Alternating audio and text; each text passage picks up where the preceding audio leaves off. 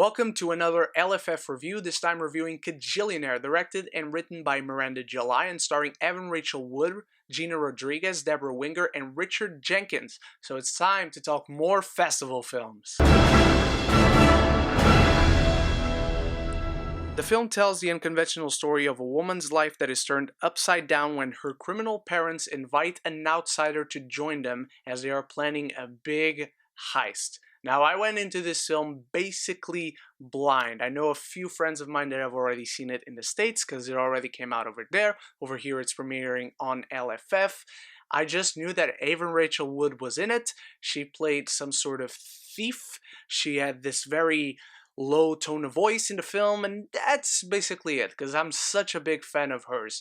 And she is wonderful in the film. In fact, her and Gina Rodriguez are wonderful together. Evan Rachel Wood's character especially, who is our lead, despite living her entire life with her parents, she has never felt love or caring or any emotional attachment. She has never felt any sort of emotion. She feels very, very socially awkward. She doesn't know how to communicate her emotions. She does not know how to deal internally with her emotions. So at first, it is very hard to read into her character, despite understanding that the actress herself is delivering a phenomenally intriguing performance. And because that issue applies to the rest of the film as a whole, I'm going to exceptionally talk about my issues first, and then I will go into my positives, because for the first half of this film,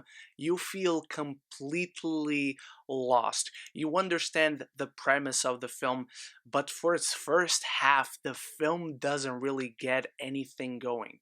It establishes this trio of people who are thieves. It establishes this one person, the outsider, who is coming in, played by Gina Rodriguez, and then it just feels like the film lays back and relaxes for a while.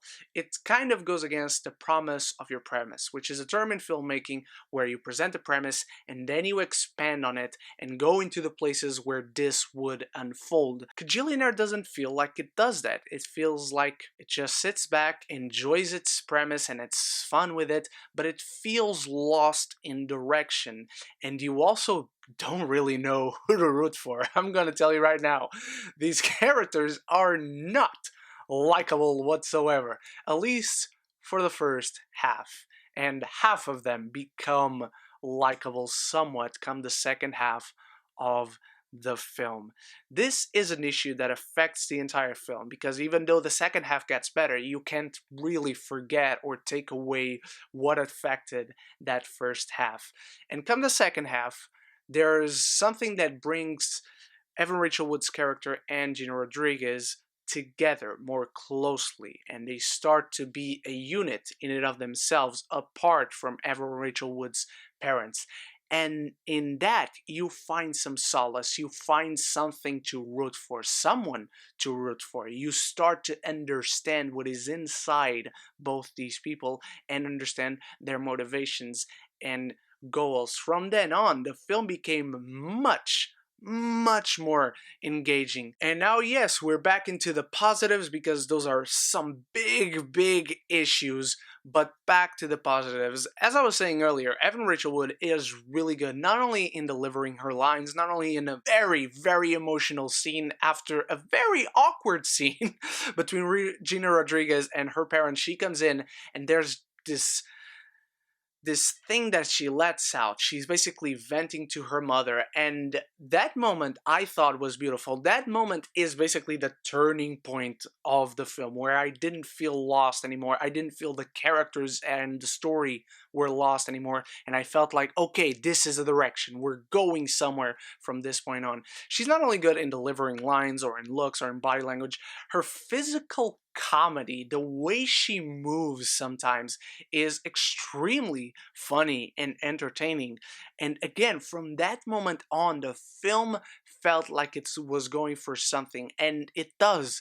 However, since that first half is so affected by feeling so lost and directionless, the second half feels like it moves on to quickly. It feels like certain decisions from certain characters are made just too quickly. They trust some people way too quickly for the type of people that these characters are, and it just didn't sit right because there was some hint of greatness in that second half, but that first half couldn't help but affect it. Much like my first review in LFF this year, Mogul Mowgli, Kajillionaire is a film that I'm happy I saw. It's a film that I could see the greatness in it, but it's a movie that I cannot help but escape how unnecessary and how uninvested I was in that first half. I will tell you, the first half and the second half of the film feel like completely different movies